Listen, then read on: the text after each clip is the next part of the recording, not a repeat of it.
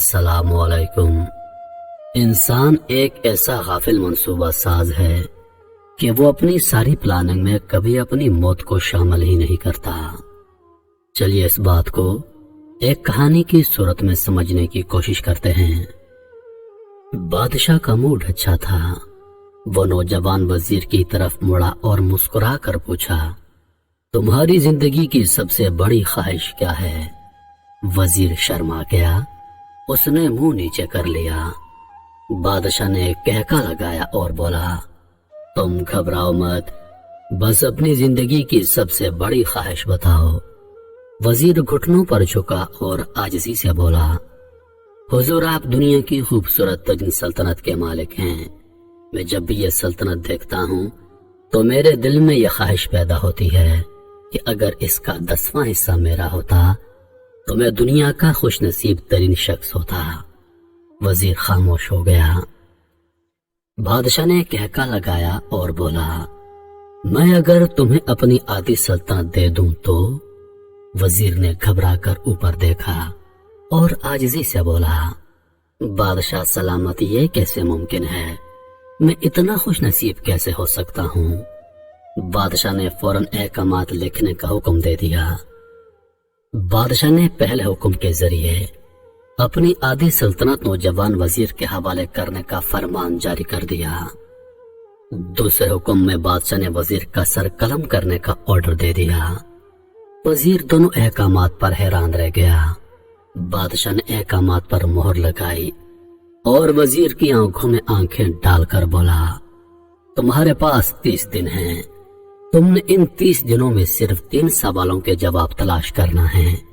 تم کامیاب ہو گئے تو میرا دوسرا حکم منسوخ ہو جائے گا اور تمہیں آدھی سلطنت مل جائے گی، اور اگر تم ناکام ہو گئے تو میرا پہلا حکم خارج سمجھا جائے گا اور دوسرے حکم کے مطابق تمہارا سر اتار دیا جائے گا۔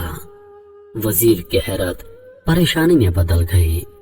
بادشاہ نے اس کے بعد فرمایا، میرے 3 سوالات لکھ لو۔ وزیر نے لکھنا شروع کر دیا۔ بادشاہ نے کہا، انسان کی زندگی کی سب سے بڑی سچائی کیا ہے؟ وہ رکا اور بولا، دوسرا سوال، انسان کی زندگی کا سب سے بڑا دھوکہ کیا ہے؟ وہ رکا اور پھر بولا، تیسرا سوال، انسان کی زندگی کی سب سے بڑی کمزوری کیا ہے؟ بادشاہ نے اس کے بعد نکارے پر چوٹ لگوائی اور بآواز بلند فرمایا، تمہارا وقت شروع ہوتا ہے اب۔ وزیر نے دونوں پروانے اٹھائے اور دربار سے دوڑ لگا دی۔ اس نے اس شام ملک کے دانشور، ادیب، مفکر اور ذہین لوگ جمع کیے اور سوالات ان کے سامنے رکھ دیے۔ ملک بھر کے دانشور ساری رات بحث کرتے رہے، لیکن وہ وزیر کے کسی سوال کا جواب نہ دے سکے۔ وزیر نے دوسرے دن دانشور بڑھا دیے، لیکن نتیجہ وہی نکلا۔ وہ آنے والے دنوں میں لوگ بڑھاتا رہا مگر اسے کوئی تسلی بخش جواب نہ مل سکا، یہاں تک کہ وہ مایوس ہو کر دارالحکومت سے باہر نکل گیا۔ وہ سوال اٹھا کر پورے ملک میں پھرا مگر اسے کوئی تسلی بخش جواب نہ مل سکا۔ وہ مارا مارا پھرتا رہا، شہر شہر، گاؤں گاؤں کی خاک چھانتا رہا۔ شاہی لباس پھٹ گیا، پگڑی ڈھیلی ہو کر گردن میں لٹک گئی، جوتے پھٹ گئے اور پاؤں میں چھالے پڑ گئے، یہاں تک کہ شرط کا آخری دن آ گیا۔ اگلے دن اس نے دربار میں پیش ہونا تھا۔ وزیر کو یقین تھا کہ یہ اس کی زندگی کا آخری دن ہے۔ کل اس کی گردن کاٹ دی جائے گی اور جسم شہر کے مرکزی پل پر لٹکا دیا جائے گا۔ وہ مایوسی کے عالم میں دارالحکومت کی کچی آبادی میں پہنچ گیا۔ آبادی کے سرے پر ایک فقیر کی جھونپڑی تھی۔ وہ گرتا پڑتا اس جھونپڑی تک پہنچ گیا۔ فقیر سوکھی روٹی پانی میں ڈبو کر کھا رہا تھا، ساتھ ہی دودھ کا پیالہ پڑا تھا اور فقیر کا کتا شڑپ شڑپ کی آوازوں کے ساتھ دودھ پی رہا تھا۔ فقیر نے وزیر کی حالت دیکھی، کہکا لگایا اور بولا، جناب اعلیٰ، آپ صحیح جگہ پر پہنچے ہیں۔ آپ کے 3 سوالوں کے جواب میرے پاس ہیں۔ وزیر نے حیرت سے اس کی طرف دیکھا اور بولا، آپ نے کیسے اندازہ لگا لیا کہ میں کون ہوں और मेरा मसला क्या है? फकीर ने सूखी रोटी के टुकड़े छाबे में रखे मुस्कुराया, अपना बोरिया उठाया और वजीर से कहा, ये देखिए जनाब, आपको बात समझ आ जाएगी। वजीर ने झुक कर देखा। बोरिये के नीचे शाही खिलत बिछी थी। ये वो लिबास था जो बादशाह अपने करीब तरीन वज़रा को अनायत करता था। फकीर ने कहा, जनाब अली, मैं भी इस सल्तनत का वजीर होता था। मैंने भी एक बार आपकी तरह बादशाह से शर्त लगाने की गलती कर ली थी। नतीजा आप खुद देख लीजिए। फकीर ने उसके बाद सूखी रोटी का टुकड़ा उठाया और दोबारा पानी में डुबोकर खाने लगा। वजीर ने दुखी दिल के साथ पूछा, क्या आप भी जवाब तलाश नहीं कर सके थे? फकीर ने कहका लगाया और जवाब दिया, मेरा केस आपसे मुख्तलिफ था। मैंने जवाब ढूंढ लिए थे। मैंने बादशाह को जवाब बताए।